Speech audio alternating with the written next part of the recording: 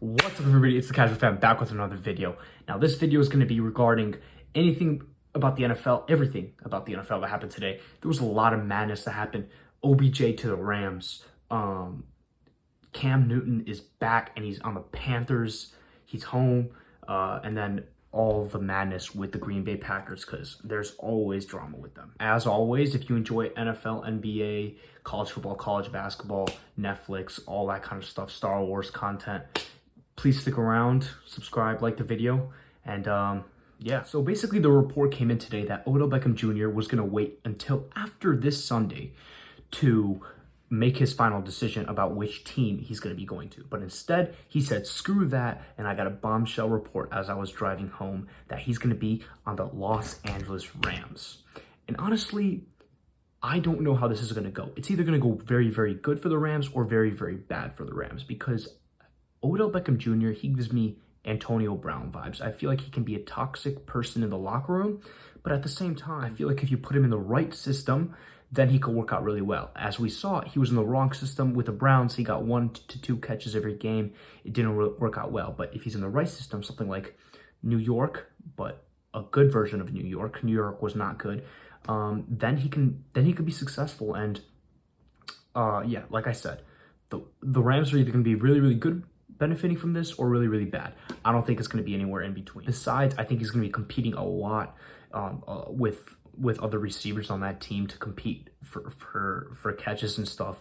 Cooper Kupp, Robert Woods, Tyler Higbee's a target, Van Jefferson, and even Darrell Henderson gets some catches every game. So he's going to be competing with those 5 guys, mainly just the 2, Robert Woods and Cooper Kupp. But this should be very exciting. I'm excited to see him in a Rams uniform. I'm an OBJ fan personally, so I want to see him succeed in every way possible. But hopefully one of those every way possibles does not result in the Rams beating the Green Bay Packers in the playoffs. So that's the one thing that I do not hope for him to succeed in. But honestly, I don't even know how this is possible. I don't even know why this is even legal. They already picked up Von Miller from the trade deadline, before the trade deadline, and now they have Odell Beckham Jr., which is absolutely insane and really shows that Odell Beckham Jr., I feel like he wants to go to LA because LA is kind of like a personality, and I feel like he really would just want to go there in general, and he also wants to win a ring.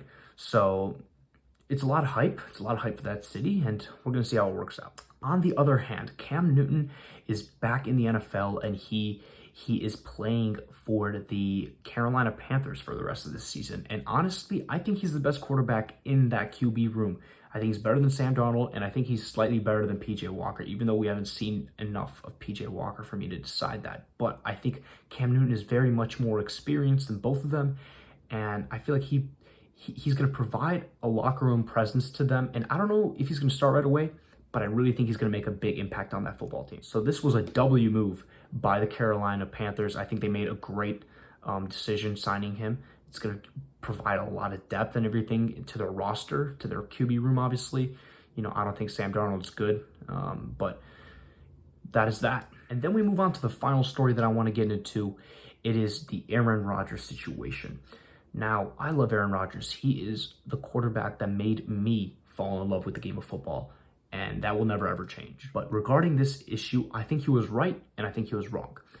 Number one, he lied, but a white lie, kind of, because he said that he was medically indicted, but he didn't say that he was vaccinated at the same time. So he kind of like snuck it in there, he kind of hid it away, and obviously that is violating COVID protocol in general. So that's not very good by Rodgers. That's not a good look for our organization. And for that, the Green Bay Packers were fined, I believe, $300,000. And that's ouch. But at the same time, that's probably not that bad considering how much money, you know, like an average NFL organization has. But at the same time, you do have to consider Rodgers' standpoint during this. Even though he did lie in a way, and, you know, a lot of people are mad, and I know a lot of people are mad. At the same time, you look at everything that's going on in the league, and he says that he wants to be a father one day. And with him being a father, I mean, you're 37, 38. It's kind of late to be a father, but he wants to be a father one day. And with him being a father, he doesn't want to risk the injury of the birth, you know, with the vaccine and stuff, because he's not convinced that there's enough research, which is right. There isn't enough research with that. Given everything, he was already fined. He was fined 14K, I believe it was, 14.5K. It's kind of bullshit if I'm being honest, because CD Lamb was fined, I believe, 20K for an untucked jersey. For an untucked jersey, come on. And Aaron Rodgers lied about his vaccine status and got fined 14.5K?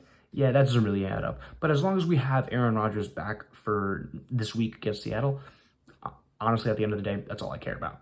So, yeah. But that's going to do it for the end of this video. Hope you guys enjoyed. Peace out. And, yeah, stick around, subscribe.